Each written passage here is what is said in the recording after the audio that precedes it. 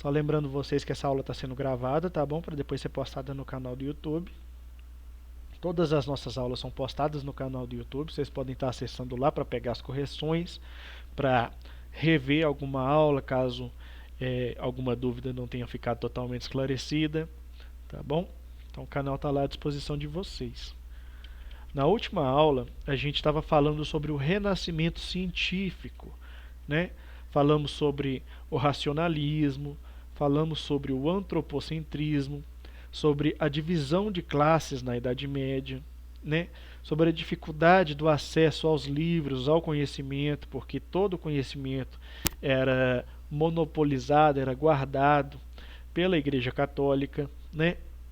Falamos do estudo da anatomia, falamos dos fatores que levaram ao Renascimento, né, da expansão marítima, o surgimento da imprensa, né, que começou a popularizar os livros, do fortalecimento da burguesia, que vai surgir aí como uma classe que vai ganhando cada vez mais poder, cada vez mais importância, né? E essa importância ela vai buscar, ela vai lutar para que sua importância, sua participação seja reconhecida também na política, tá bom? Falamos sobre o humanismo e o antropocentrismo. Avançando aqui mais um pouco. Falamos sobre as teses do Nicolau Copérnico. Falamos sobre o Galileu Galilei. Falamos sobre o Johann Kepler. Sobre o Andreas Vesalius. Falamos do Leonardo da Vinci. Falamos do Tício Brahe, do Miguel Servet e do William Harvey, né? Falamos do Francis Bacon, falamos do René Descartes, aula passada falamos bastante. E agora a gente vai falar do Isaac Newton, ok? Ok, pessoal.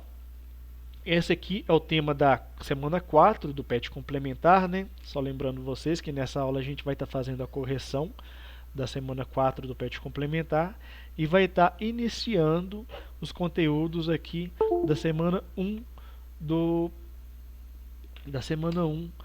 PET 2, do PET do segundo bimestre, ok? Só um minutinho aí, deixa eu ver aqui se tá... Peraí que tá dando um erro aqui, pessoal, não sei o que que é, gente.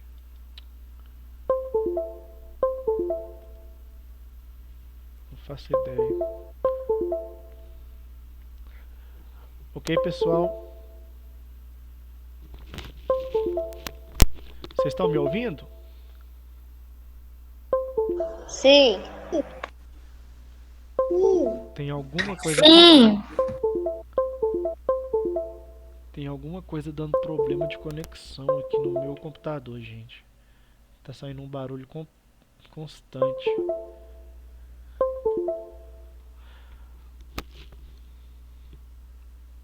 Olha, parou.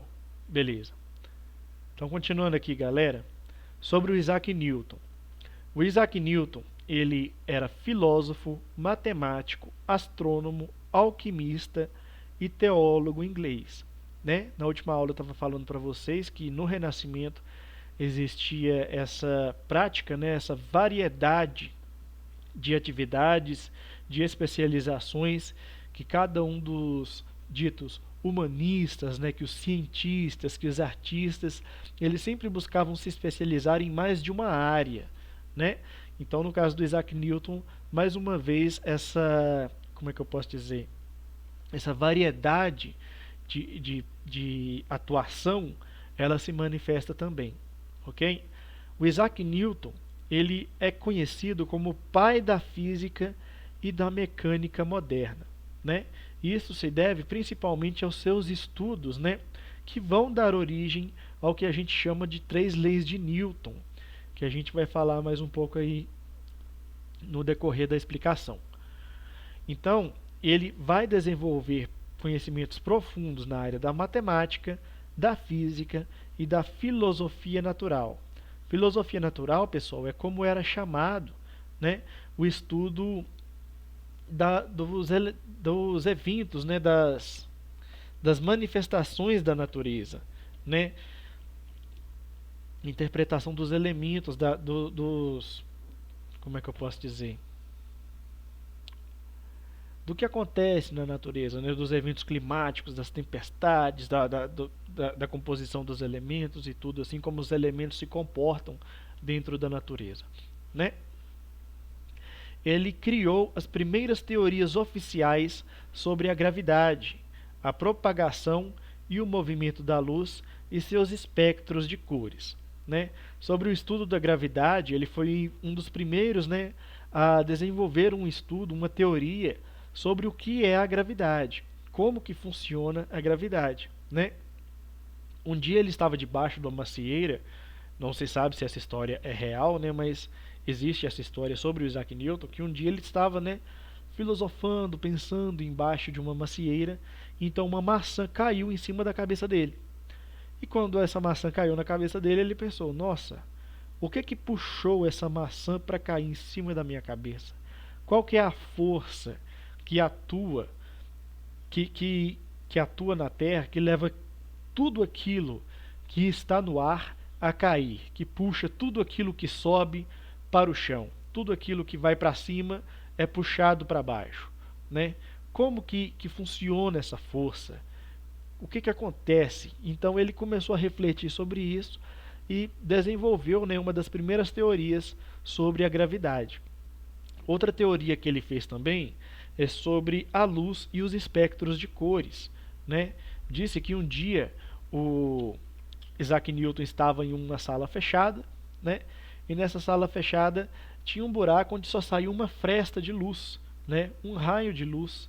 E ele estava mexendo com um prisma, com um cristal na mão, e ele deixou essa luz passar pelo cristal.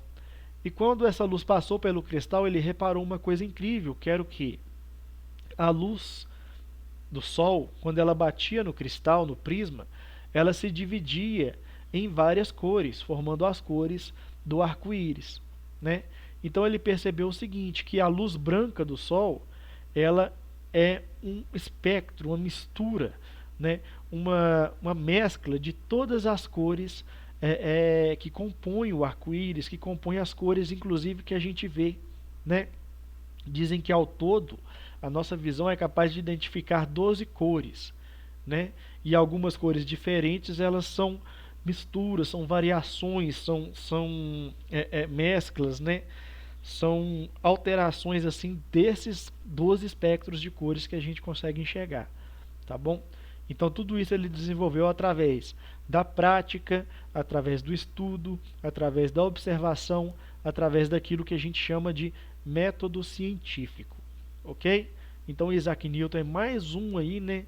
Assim como Francis Bacon defendia tanto o método científico, né? A gente vai ter o Isaac Newton aí mais um adepto e defensor do método científico como uma forma de se alcançar uma verdade mais confiável, uma verdade que não fosse baseada no conhecimento religioso, no achismo, né? Uma verdade científica. E através dos estudos do Isaac Newton, ele desenvolveu 3 regras que explicam como a física funciona, né? Como o universo funciona, que são as 3 leis de Newton, ok? A primeira lei de Newton, ela diz o seguinte: a tendência de um corpo é permanecer como ele está, ok? O que isso quer dizer? Vamos imaginar que vocês estão em um carro em movimento. Vocês estão me ouvindo? Sim. Beleza. Então imagina aí, vocês estão em um carro em movimento. E esse carro, a pessoa que está dirigindo, né, freia de uma vez. O carro para de uma vez. Você não sente aquele arranco, né? Como se seu corpo fosse para frente de uma vez, antes de você.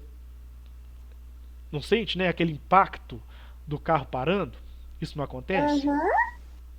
Pois é. Se a pessoa ela tiver sem o cinto de segurança, é perigoso até ela sair voando, né? Quebrar a janela quebrar o para-brisa do carro e sair voando pela frente. Muitos dos acidentes acontecem por isso. Por quê? Por causa da primeira lei de Newton, né? Que todo corpo ele permanece como ele está. Se um corpo está em movimento, imagina, você está dentro de um carro, né? O carro está em movimento, Você pode estar sentado dentro do carro, mas você também está em movimento. Você não está parado no mesmo lugar, né? Você está se movimentando, o carro está te guiando, está te levando, né? E quando o carro para de uma vez, a sua tendência é continuar em movimento. Por isso que você sente aquele impacto, né? Do carro parando de uma vez. Seu corpo sente o impacto de você saindo do estado de movimento para entrar no estado de estar parado, né? No estado de inércia. Deu para entender? Sim. Beleza. É aquela mesma coisa de uma pessoa que tá parada, né? Está sentada e uma pessoa que está correndo. Se fossem apostar uma corrida entre a pessoa que já está correndo e a pessoa que está parada, né? A tendência é que nos primeiros momentos a pessoa que já estava correndo tem uma velocidade, um desempenho melhor. Por quê? Porque a tendência do corpo que está em movimento é continuar em movimento. E a tendência do corpo que está parado é continuar parado. A não ser que uma força influencie nele e mude o seu estado. Quando o carro está em movimento, a força que faz ele parar é o freio, né? E quando o carro está parado, a força que faz ele entrar em velocidade, entrar em movimento, aumentar a sua velocidade é o acelerador, né? Então, essa é a primeira lei de Newton. A segunda lei de Newton é o valor da força é igual a massa vezes aceleração, ok? Então vamos imaginar, pessoal, o que vocês acham que seria mais perigoso? O que seria mais perigoso para vocês? Um travesseiro. Não, vamos usar um outro exemplo. O que você acha que machucaria mais? Uma barra de ferro sendo jogada contra vocês ou uma agulha sendo jogada na sua direção na velocidade da luz? A agulha, porque ela ia atravessar o nosso corpo. Exatamente. Por mais que a agulha seja mais leve que uma barra de ferro, ela está indo na sua direção na velocidade da luz, numa velocidade muito maior. Então o impacto dessa agulha ela vai ser muito mais forte do que uma barra de ferro. Dependendo da velocidade da barra de ferro e do peso dela, às vezes você até consegue segurar ela com as mãos, né? É a mesma lógica. Então, quanto mais rápido, mais forte é o impacto. Entendeu? Por isso que se fala que o valor da força é igual a massa vezes aceleração. Então, esses dois fatores influenciam. Mas aí se a gente fosse comparar uma barra de ferro e uma agulha, as duas na velocidade da luz, a barra de ferro seria mais forte, né? Porque além dela estar na mesma velocidade da agulha, ela tem uma massa maior, ela é mais pesada, ok? Então essa aí é a segunda lei de Newton. Galera, um professor de história tentando explicar lei de Newton, tentando explicar física, não fica muito legal não. Mas está dando para entender aí mais ou menos a ideia, né? Ou não? Sim, tá dando. Ah, então tá bom. Sim. Beleza. E a terceira lei de Newton é o seguinte, galera. Para toda ação surge uma reação de mesma intensidade, mesma direção e sentido oposto. Agora vamos imaginar um outro exemplo. Imagina que você está com uma bolinha de ping-pong de frente para uma parede e você joga essa bolinha de ping-pong na parede. O que acontece? Ela vai bater na parede e vai quicar de volta para você, né?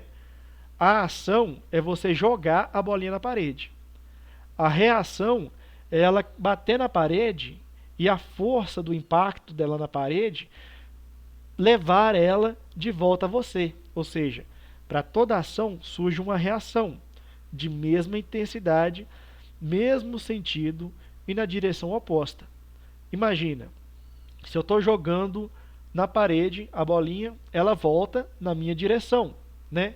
No mesmo sentido, no sentido horizontal. Mas se eu jogo a bola com muita força no chão, a tendência dela é subir para cima, né? Então, segue o mesmo sentido, o sentido vertical, entendeu? Só que vai para o sentido oposto, porque se eu jogo para baixo, ela sobe para cima. Se eu jogo para frente, ela volta para trás.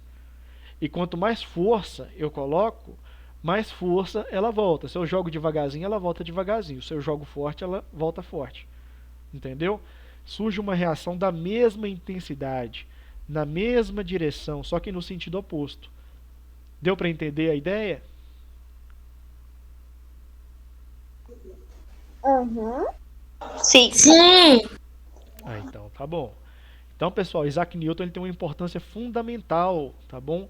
Ele vai ele vai ser tão importante para a física que, por exemplo, ele vai morrer em 1727, né? Então ele vai morrer aqui durante o século XVIII. Então, por mais de 100 anos, as teorias dele vão permanecer, né, como as teorias oficiais, as teorias mais aceitas pela ciência. Ele só vai começar a ser refutado dentro da academia científica a partir do, das ideias do Albert Einstein, né, sobre a teoria da relatividade, sobre a organização dos astros, que ele vai dar uma nova explicação para como funciona a gravidade. Mas até então, até a chegada do Einstein dentro do campo científico, as ideias do Isaac Newton eram consideradas ideias absolutas, né, ideias inquestionáveis, tá bom? Então, Isaac Newton aí para vocês. Então vamos aqui para a correção das atividades, né? As atividades aqui da semana 4 do PET complementar. A questão 1. O Renascimento, amplo movimento artístico, literário e científico, expandiu-se da Península Itálica por quase toda a Europa, provocando transformações na sociedade. Sobre o tema, é correto afirmar que, ou seja, pessoal, todas as alternativas estão incorretas, todas são erradas, só uma é correta. A gente vai marcar a correta, né? A correta seria a letra E. Os estudiosos do período, qual período? O período renascentista, né? Os estudiosos do período renascentista buscaram apoio na observação, no modelo experimental e na reflexão racional, valorizando a natureza e o ser humano. Ok? Então a número 1 seria a letra E. Aqui a questão 2. Para responder a questão 2, a gente vai ler esse texto aqui, ó, que vai servir também para resposta da questão 3. Ok? Então vamos lá. Leia o texto abaixo para poder responder as duas questões que em seguida serão apresentadas. Vamos lá. O texto. Os teólogos, portanto, tinham toda a preocupação voltada para as almas e para Deus, ou seja, para o mundo transcendente, o mundo dos fenômenos espirituais e imateriais. Quem são os teólogos, pessoal? São as pessoas que estudam a religião, tá bom? Os humanistas, por sua vez, voltavam-se para o aqui e agora, para o mundo concreto dos seres humanos em luta entre si e com a natureza, a fim de terem um controle maior sobre o próprio destino. Por outro lado, a pregação do clero tradicional reforçava a submissão total do homem, em primeiro lugar, à onipotência divina, em segundo, a orientação do clero e, em terceiro, a tutela da nobreza, exaltando no ser humano, sobretudo, os valores da piedade, da mansidão e da disciplina. Então esse texto aqui está falando, né, pessoal, sobre essa divisão que ocorre durante o Renascimento. Enquanto os humanistas eles vão valorizar a ciência, eles vão valorizar o mundo concreto, né? Eles vão valorizar as capacidades humanas. A gente vai ter aqui o clero, né? Os teólogos, os religiosos, defendendo os mesmos valores da Idade Média, né? A obediência, a disciplina, a abdicação, a humildade, né? A piedade. Então esses valores aqui, ó, que são profundamente característicos da ideologia medieval. A postura dos humanistas era completamente diferente. Valorizava que o divino, perdão, valorizava o que de divino havia em cada homem, induzindo-o a expandir suas forças, a criar e a produzir, agindo sobre o mundo para transformá-lo de acordo com sua vontade e interesse. Ok? Então havia, né, essa característica dos humanistas de ter uma participação maior dentro do seu destino, dentro da construção do conhecimento, né, na construção do cotidiano, da cultura, nas decisões políticas, né? Então o humanismo, o renascimento, ele vai estar aí dentro desse contexto, aí, ele vai se encaixar dentro dessa circunstância, nesse processo de transição da Idade Média para a Idade Moderna, nas transformações que ocorrem, né, nesse processo. E aí vem a questão 2. No texto, a característica marcante do movimento humanista é, mais uma daquelas, né? Todas estão falsas, só uma é verdadeira. Então a característica marcante do movimento humanista seria a letra A, o espírito crítico. O que é o crítico? É aquele que critica tudo, que tudo está ruim? Não. É aquele que tem uma visão racional das coisas, né? Ele procura enxergar o mundo, enxergar as coisas, enxergar o que o cerca de uma forma racional, usando a racionalidade, se questionando, usando a dúvida, né, em busca de uma verdade mais concreta, ok? Então, espírito crítico voltado ao estímulo para as mudanças, né? Os humanistas e os renascentistas, eles queriam que a sociedade mudasse. Eles queriam implantar uma nova visão dentro da sociedade, uma reforma social, uma reforma ideológica. Era isso que era buscado pelos renascentistas. E aqui a questão 3. A crítica dos humanistas era dirigida à sociedade. Qual sociedade? Sociedade feudal, né, pessoal? O sistema que vigorava durante a Idade Média era o feudalismo. Então a crítica dos humanistas era a sociedade feudal. Ok?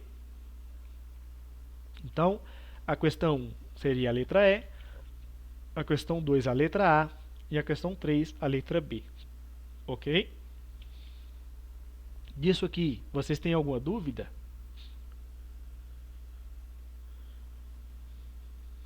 Desse tema aí, pessoal? Vocês têm alguma dúvida? Não. Não.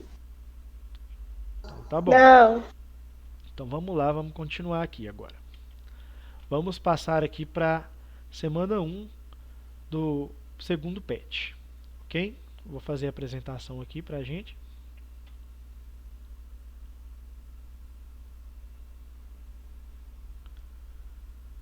Só um minutinho que eu vou abrir aqui.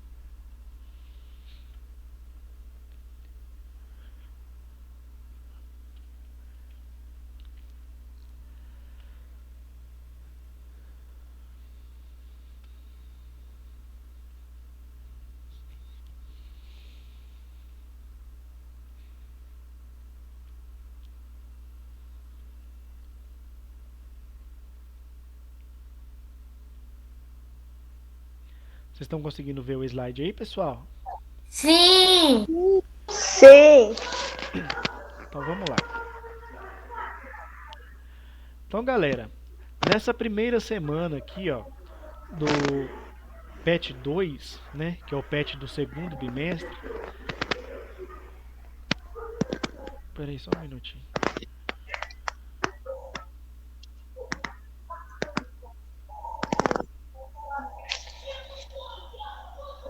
Oi, Ashley, você tá me ouvindo? Tô. Tá bom, é porque tá saindo um som aí do seu áudio. Então vamos É lá. porque eu tinha deixado ligado, Não, sem beleza. querer. Não, sem problema. Mas vamos lá, vamos prestando atenção aqui, tá bom? Aí, galera, na semana 1 do PET 2, que é o PET do Estado, né, o PET que vai iniciar aqui o segundo bimestre, tá bom? A gente vai ter aqui o tema a crise do feudalismo e o surgimento do capitalismo, ok? O que é o feudalismo, pessoal? O feudalismo, como eu disse, é aquele sistema que vai vigorar durante a Idade Média, né? Aquele sistema que vai dividir a sociedade em 3 classes sociais, que serão o clero, a nobreza e os servos, né? Essa divisão vai ser muito bem definida, não vai haver uma transição de uma classe para outra, né? O cidadão que nasce servo morre servo, o cidadão que nasce nobre morre nobre, né? Todos os privilégios estavam nas mãos dos nobres e do clero, né? E os servos eles deviam aos nobres a obediência, né? O trabalho deles, aquele acordo de sucerania e vassalagem, né? Que foi explicado. Então tudo isso aí a gente vai falar aqui sobre esse tema aqui, né? A crise do feudalismo, o fim do feudalismo, né? E o surgimento do capitalismo, que vai ser o sistema que vai surgir aqui, né? O capitalismo mercantilista, né? Que vai surgir aqui substituindo o feudalismo, ok? Pessoal, a nossa aula, essa aula aqui, ela vai ser baseada nos conteúdos desses 2 canais aqui, ó. Os conteúdos dos canais do professor Dimas Antônio, e do professor Vini, aqui ó, do canal Super História. Recomendo que vocês sigam esses canais, tá bom? Esses canais aqui semanalmente estão publicando as correções das atividades saem até mais rápido nos canais deles do que no meu, tá bom? E sigam também o meu canal, pois todas as nossas aulas são postadas lá, ok? Professor Edivaldo História aí. Então vamos lá, pessoal. Antes da gente falar sobre o fim da Idade Média, é importante a gente entender como que começou a Idade Média, né? O que levou a Idade Média a se iniciar esse processo, esse período que a gente chama de Idade Média. A Idade Média ela vai ter início no século V e ela vai terminar no século XV, tá bom? E o que vai marcar o início da Idade Média vai ser a queda do Império Romano. O Império Romano foi o maior império do Ocidente durante a Antiguidade, tá bom? Aqui a gente tem uma representação dos territórios que foram ocupados pelo Império Romano. Nós estamos vendo aqui no centro o Mar Mediterrâneo. Pessoal, durante toda a Antiguidade, o Mar Mediterrâneo foi a principal região, né, pode-se dizer assim, além das rotas subsaarianas, né, a principal região de comércio aqui do Ocidente, do Velho Mundo, ok?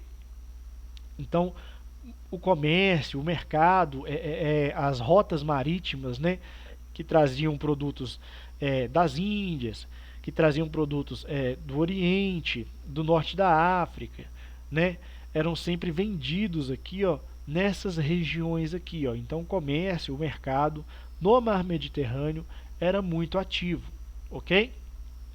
E isso até é um dos fatores que explica o grande poder que o Império Romano deteve durante a Antiguidade. Mas o que aconteceu? O Império Romano ele surgiu, né, aqui na Península Itálica. Aqui a gente tem a representação da cidade de Roma, né? E a partir de Roma ele começou a crescer, a expandir os seus territórios, com um exército muito poderoso, e o foco deles era dominar novas terras, né?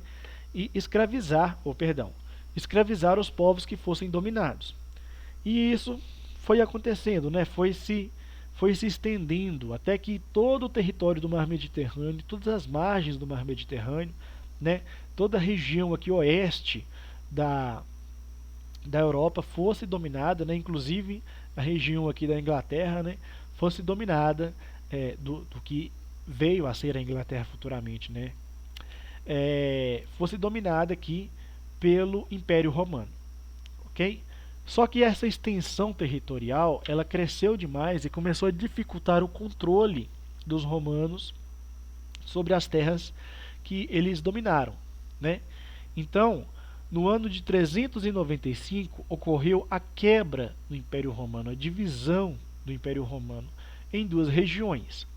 Aqui em rosa a gente vai ter a região do Império Romano do Oriente, e aqui em amarelo a gente vai ter a divisão aqui do Império Romano do Ocidente, ok? Então o Império Romano ele vai se dividir. E quando ocorre essa divisão, está acontecendo aqui no Império Romano também vários fatores que vão enfraquecer as defesas desse império. Que, por exemplo, vai ocorrer uma crise entre os escravos vão começar a se revoltar, a política vai começar a perder credibilidade entre os romanos, né? O exército vai começar a enfraquecer, vão ter as revoltas dos plebeus, né? Então, uma série de fatores aqui vão levar à queda do Império Romano, ao enfraquecimento do Império Romano. E com o Império fraco, os povos que viviam aqui nos derredores, né, do Império Romano vão começar a invadir as terras do que antes era o Império Romano. Então, tá vendo essas setinhas aqui verde? Em verde? Vários povos, pessoal. Os ângulos, os saxões, os francos, né, os suevos, os alamanos, os vândalos, os ostrogodos, os visigodos, os hunos, né, os burgúndios, todos esses povos eles vão invadir as terras do que antes era o Império Romano, tá bom? Essas são as chamadas invasões bárbaras. Então, eram vários povos, né, como a gente viu. Mas por que eles eram chamados de bárbaros? É porque os romanos chamavam esses povos estrangeiros de povos bárbaros. Eles não tinham um respeito, né, uma visão assim individualista de qual povo era qual. Para ele, todo estrangeiro era chamado de bárbaro. O que é bárbaro? Bárbaro é um violento, é um selvagem, né? Povo de pouca instrução, que é muito baseado seu entendimento na agressão, né? Que tinha uma visão de mundo mais primitiva. Esses eram chamados de povos bárbaros. E esses povos aqui, né, que não eram romanos, que começaram a invadir as terras de Roma quando o império se dividiu, eram chamados de povos bárbaros. E esse momento aqui é chamado de invasões bárbaras. Então as invasões bárbaras vão ser um dos fatores principais que vão explicar a queda do Império Romano, né? A cultura desses povos bárbaros vai se mesclar com a cultura dos povos de Roma e vai dar origem à nova cultura que vai surgir aqui, né? Que é a cultura europeia medieval, ok? E a partir da interação entre os povos bárbaros e os povos de Roma, vai surgir o novo sistema, né, que vai ser a base, que vai ser a essência da Idade Média, sobretudo da Alta Idade Média, que vai ser o feudalismo, ok? Aqui, pessoal, a gente tem uma visão sobre os territórios, né, que foram dominados pelos bárbaros. A gente vê aqui o surgimento de novos reinos, né? Aqui a gente tem o reino dos suevos, o reino dos visigodos, né? O reino de Borgonha, o reino dos ostrogodos, né? O reino franco. Então todos esses reinos aqui eles vão se formar, eles vão ser fundados a partir das invasões bárbaras aos territórios do que antes era o Império Romano. Entenderam? Pessoal, sobre as invasões dos povos bárbaros, a queda do Império Romano, a formação desses reinos aqui, ó, disso aqui que eu expliquei, vocês têm alguma dúvida? Deu para entender isso aí que eu expliquei?